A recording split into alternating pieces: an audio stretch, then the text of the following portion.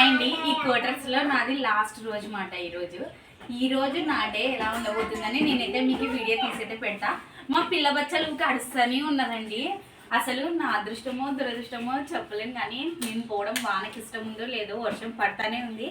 నేను ఎప్పుడైతే సామాన్ ప్యాక్ చేసినానో ఆ రోజు నుంచి వర్షం స్టార్ట్ అయింది, ఇప్పటివరకు అయితే ఆగలేదు. ఒకసారి చూడండి, మాకు మొత్తం ఎట్లుందో, చల్లగా తడితడింది. నేనైతే నా సామాన్ ప్యాక్ చేసిన వీడియో, నెక్స్ట్ నా జర్నీ వీడియోస్ ప్రతిదీ మీకు పోస్ట్ చేస్తానండి. మా పిల్ల వచ్చే వల్ల మీకు ఏం వినిపించలేదని అర్థమైపోయింది. ఈ రోజు వచ్చేసి ఇప్పుడు ప్రెసెంట్ అయితే నేను మా పిల్లల స్కూల్లో ఫైనల్ మీటింగ్ అంటే లాస్ట్ పేరెంట్స్ మీటింగ్ అండి. ఈ రోజు అయితే వాళ్ళకి రిజల్ట్ డే కూడా రిజల్ట్ చెప్తారు, మా పిల్లలు పాస్ అయినారా ఫెయిల్ అయినారా అని. ఇంకా ఇప్పుడైతే ప్రెసెంట్ స్కూల్కి వెళ్తున్నా. సరే రండి చూపిస్తా ప్రతిదీ. ఓకే, ఇప్పుడైతే స్కూల్ దగ్గరికి బయలుదేరుతున్నాము. స్కూల్ మా పిల్లలు చూడండి, ఈరోజు నేను తేజ మాత్రమే ఉన్నాం. మిగతా వాళ్ళు వస్తారా రారా ఈ వర్షానికి దెబ్బకి. నేనైతే చేతిలో స్వెటర్ కూడా పట్టుకున్నా, అంత చల్లగా ఉంది మాట మాకు ఇక్కడ.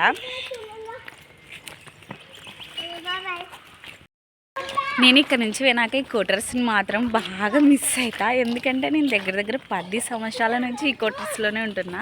అంటే మా బావని పెళ్లి చేసుకున్నప్పటి నుంచి ఆల్మోస్ట్ ఆల్ క్వార్టర్స్ లైఫ్లోనే బాగున్నమాట.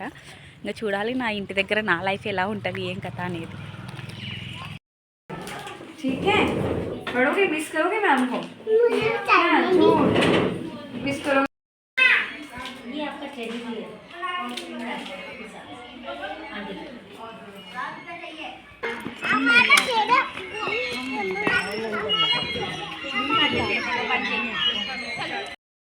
साइड हो जाओ थोड़ा सा।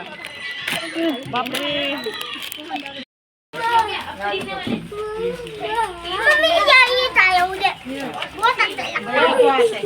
ये अच्छी है. ఎందుకేడుస్తున్నావురా? ఈ పంజాబ్లో నా చివరి రోజు మార్నింగ్ అయితే ఇలా గడిచిపోయిందండి. అలా పిల్లల పేరెంట్స్ మీటింగ్కి వెళ్ళి వచ్చిన తర్వాత నేను ఇంట్లో అయితే ఈరోజు పులిహోర అయితే చేస్తున్నాను అనమాట. కూడా ఫస్ట్ టైం ఇండక్షన్ మీద అయితే చేస్తున్నాను. ఇండక్షన్ మీద ఎందుకు చేస్తున్నానంటే మీకైతే తెలుసు కదండి, మేమైతే క్వార్టర్ కాల్ చేసేస్తున్నామని.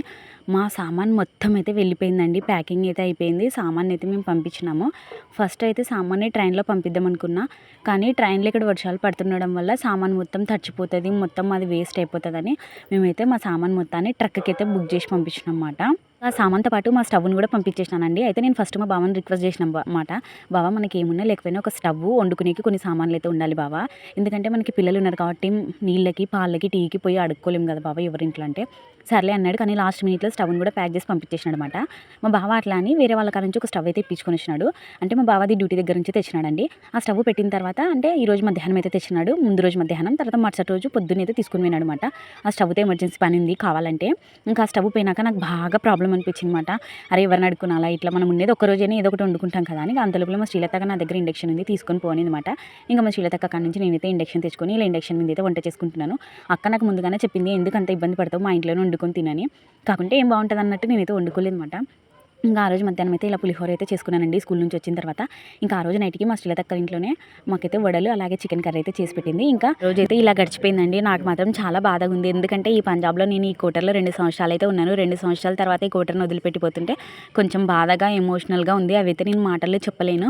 అవును, మీలో ఎవరైనా నాలానే క్వార్టర్లో ఉండి ఆ క్వార్టర్ని కాల్ చేసినప్పుడు బాధపడినారో లేదనేది కూడా కామెంట్ చేసి చెప్పండి, ఎందుకంటే బాధ అందరికీ కాదు, కొందరికి మాత్రమే ఉంటుంది. ఇంకా మన ఛానల్లో వచ్చేసి నేను జర్నీ వ్లాగ్ కూడా అప్లోడ్ చేశానండి త్వరలోనే. మన జర్నీ వ్లాగ్ని కూడా చూడండి నచ్చితే కన్నా. సరే, కానీ నా వీడియో ఇది మీకు ఎలా అనిపించింది, నేను ఎలా ఎక్స్ప్లెనేషన్ ఇచ్చినాను అనేది నాకైతే కామెంట్ చేయండి. మన వీడియో నచ్చితే లైక్ చేయండి. ఓకే, మీరు బాయ్ ఆల్. కామెంట్ చేయడం మాత్రం అస్సలు మర్చిపోద్దండి అబ్బా. Bye all.